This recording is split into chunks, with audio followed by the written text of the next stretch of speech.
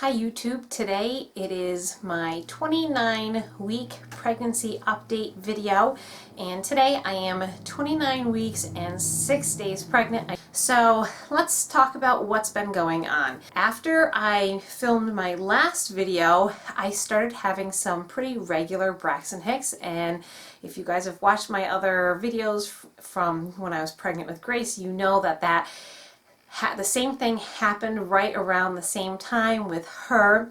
So the one night I had gone for a walk and I came home and I started having very regular and painfully strong Braxton Hicks contractions.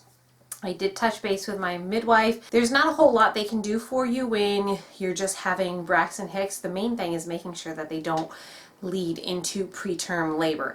So she reminded me to keep up drinking my chamomile tea, upping it to 2 to 3 cups a day of strongly brewed chamomile tea, to take it easy and keep up with the magnesium that I've been taking every night. So I pretty much laid low and did nothing for a whole evening, and they eventually subsided, but it lasted, I would say, 4 or 5 hours before things started to calm down a little bit.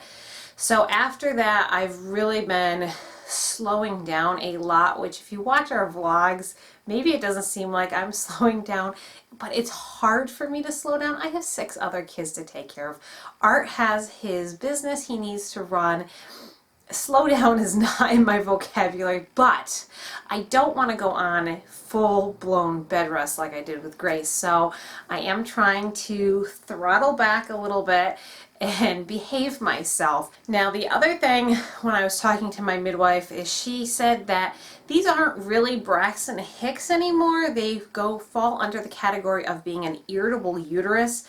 So I did a little bit of Googling on an irritable uterus, and there is an increased risk for preterm labor just because your body is just always contracting all the time. So again, I'm just trying to be really careful, and this is very predictable for me at almost 30 weeks. As for sleeping at night, sleeping is still the pits, not sleeping a whole lot.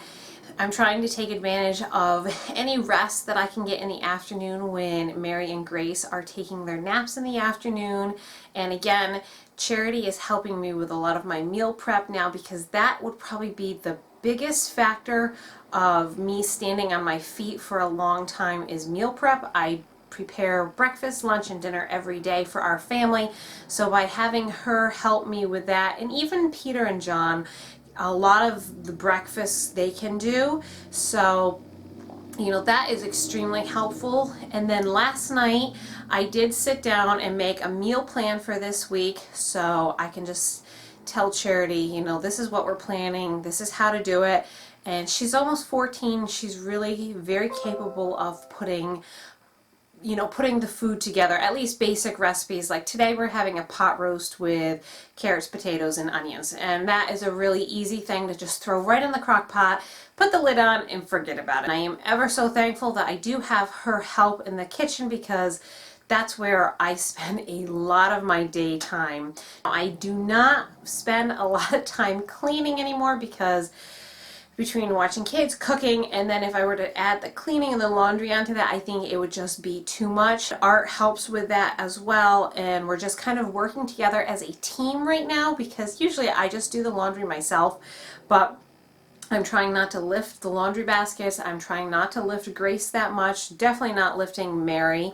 As for the cleaning, we've also started dividing up different portions of the house, trying to encourage the children to really pull together as a team right now, because if we don't have the teamwork, there's 8 people in this house living, and I'm not doing a whole lot of stuff right now, so we're trying to help teach the kids to pick up after themselves and then chip in on the family chores such as the laundry and the dishes. You know, if you come to my house right now, it is not going to be spotless, and that is just how it goes. I cannot do everything, and I'm just trying to pick and choose which items are most important to me, and for me that's keeping the kids safe and feeding them.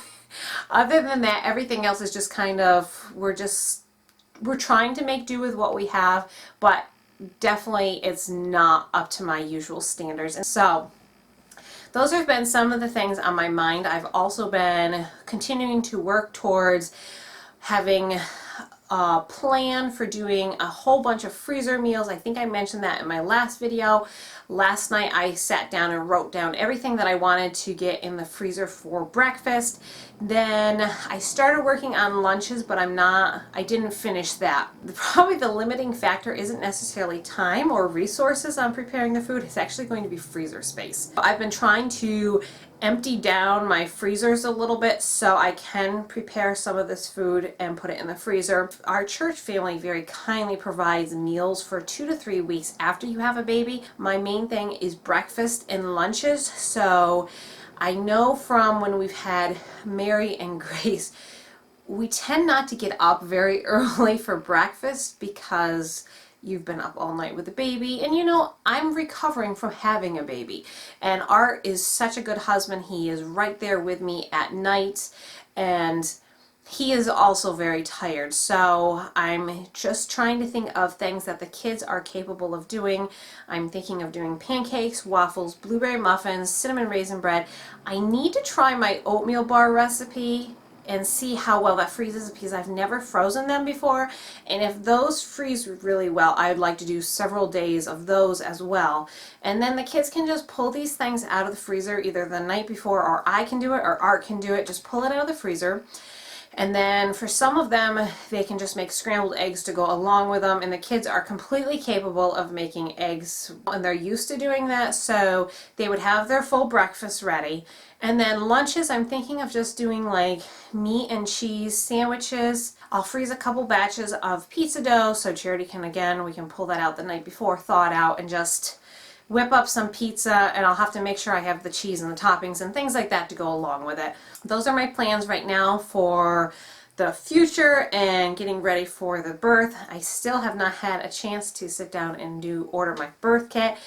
Now this morning when I woke up, this baby decided to finally drop. Now if you saw my other videos, you know that this baby has been consistently being carried high. For whatever reason, I don't ever remember having a pregnancy where I've carried my kids so high.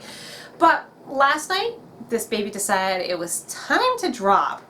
And now I know why I was in so much pain with my other children who like to sit so low, because it was sitting right on my pelvis. That, of course, triggered a bunch of contractions. Today, instead of getting up, like I got up early today, instead of getting up early, I ended up getting up and sitting down in the chair in my office and doing some work in the office and not move around much.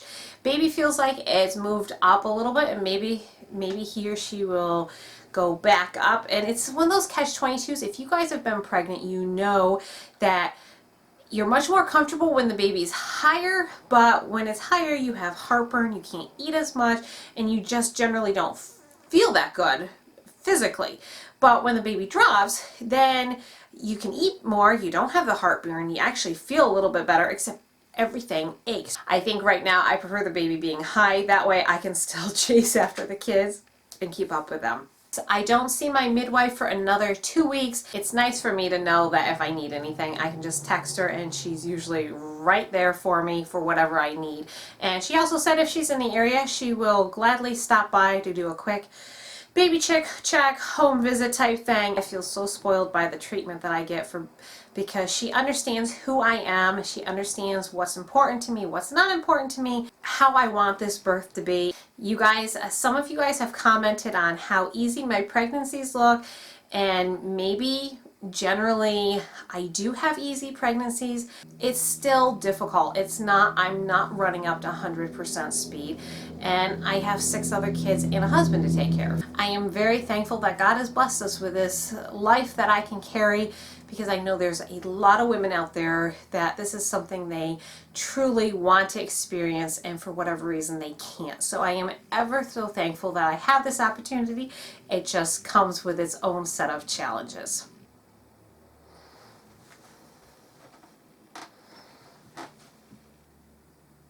Thank you so much for watching this pregnancy update.